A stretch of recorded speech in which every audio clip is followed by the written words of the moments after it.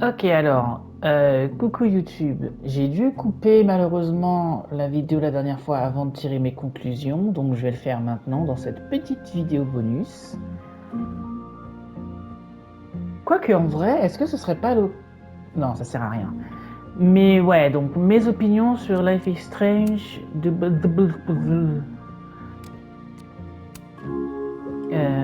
Choix. Oui, d'accord.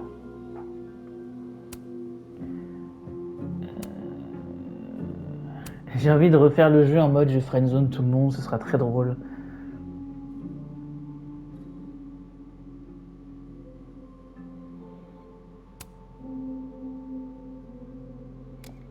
Mais ouais.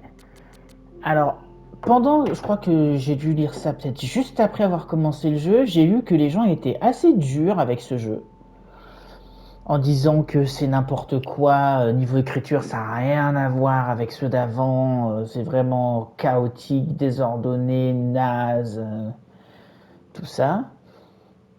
Et en continuant le jeu, en fait, je me suis rendu compte qu'il y avait un fond de vérité, mais j'ai trouvé un peu dur. Les critiques qui disaient que c'était vraiment nul, vraiment. Je crois que j'ai vu une vidéo qui s'appelait un truc du genre destruction d'une licence ou un truc comme ça. Et je trouve que les gens qui disent ça sont un peu durs. Le fait que l'écriture est pas au niveau et que c'est chaotique, oui. Ça, je vais pas dire le contraire. L'histoire était sympa, sympa sans plus. Il y avait quelques petits personnages mignons intéressants. Mais sans ça, j'ai l'impression que pour l'essentiel, ils ont repris l'esprit du premier. Mais c'était vraiment que pour l'essentiel. Genre, c'était vraiment. Parce que je crois que j'avais lu quelque part que l'équipe du 1 avait presque totalement disparu pour l'écriture de celui-là. Du coup, bah, je pense que ce qui s'est passé, c'est que l'équipe du 1 qui s'est barrée a dû leur dire voilà, tenez les lignes directrices pour faire un Life is Strange. Voilà, l'actrice elle est juste là, voilà. Et puis après, bah, ils ont fait au mieux. Avec, je crois que j'ai même entendu une histoire de c'était des écrivains débutants, un truc comme ça. Je trouve qu'il y avait plein de bonnes idées et que ça aurait juste pu être un tout petit peu mieux exécuté. Par exemple, typiquement, certaines fois où je me dis, mais attends, après, le fait que je me dise, c'est quoi ce choix de merde, souvent c'est l'effet voulu dans ce genre de jeu. Et il y a quelques fois où et le truc ont dit, ah oui, attention, cette décision aura des conséquences. Par exemple, Alderman qui disparaît. C'est quoi les conséquences de ça? Mis à part le fait que maintenant, Nounours, il a les petits cheveux blancs. À part ça, je sais pas. Hein. Après, les choix de la fin, ça tease une suite. Clairement. Et puis ils ont même collé le gros Max Scofield reviendra avec Diamond qui suce du nez, j'allais dire. Qui saigne du nez. Donc j'en déduis que oui, avec sa fille qui est là, Diamond qui saigne du nez et le gros Max reviendra en mode Avengers, oui, j'imagine qu'il y a une suite de prévu. Bah, vous savez quoi, je vais même le googliser maintenant. Euh...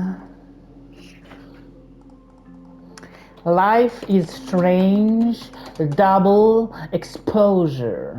2024, il y a eu 9 ans entre le premier et celui-ci. Ouais, critical réception, ouais, réception mixte. 32 sur 40, ok.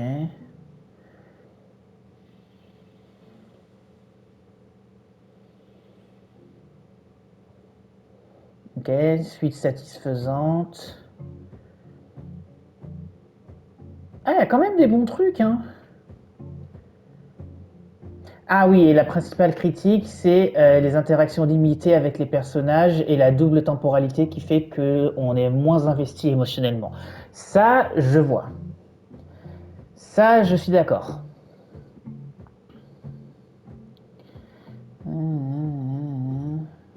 Oui, les personnages sont moins bien développés parce qu'ils sont développés deux fois. Donc ouais, c'est vrai que ça, je comprends pourquoi les gens disent que l'écriture est un peu chaotique. Après, ah, il a gagné des petits prix quand même. Mais ouais, après, ça veut dire quoi longlisted pour un award?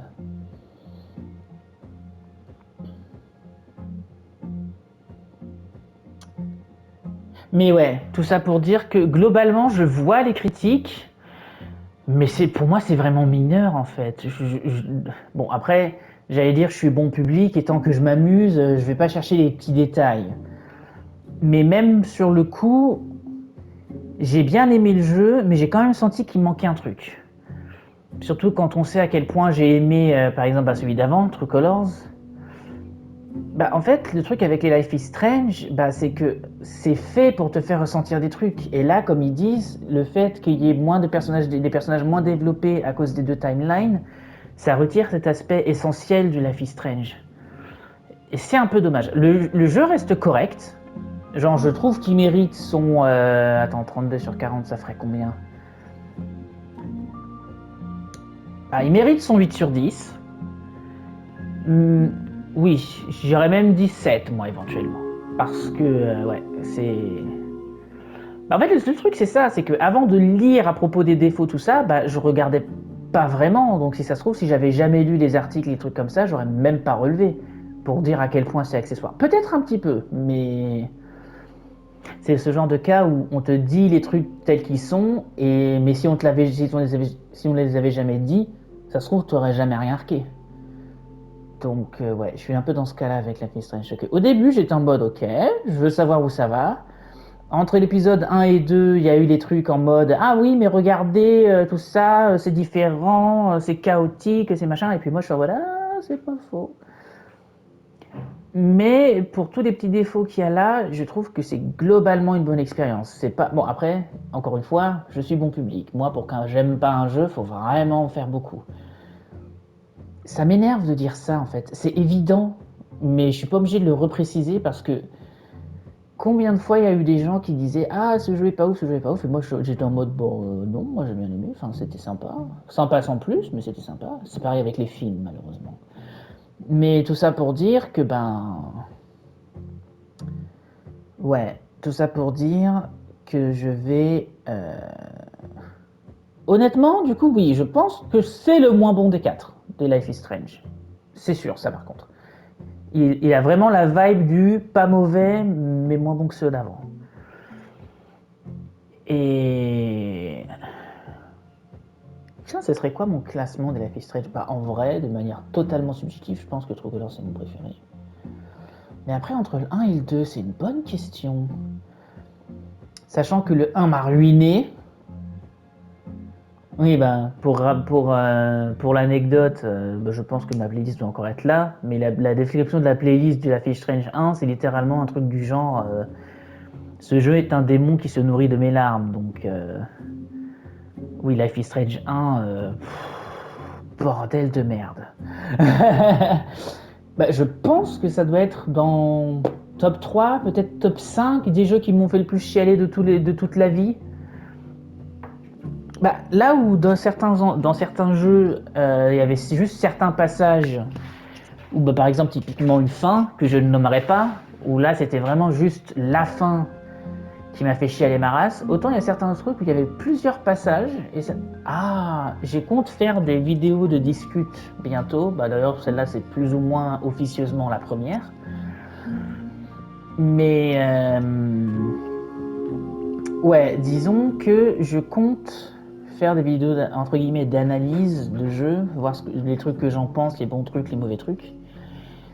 Mais ouais, quand je reviendrai à Life is Strange, j'en dirai un peu plus. Mais là, pour celui-ci, je dirais pas mauvais, le moins bon de la saga. Et s'ils font vraiment une suite, j'espère que les petits écrivains nouveaux là, ils pourront s'améliorer. Voilà. Donc, comme je l'ai dit dans le gameplay de base, je compte retourner sur Assassin's Creed probablement bientôt. Et donc, en attendant le prochain épisode du talk ou le prochain épisode de ce à quoi je joue, je vous dis salut.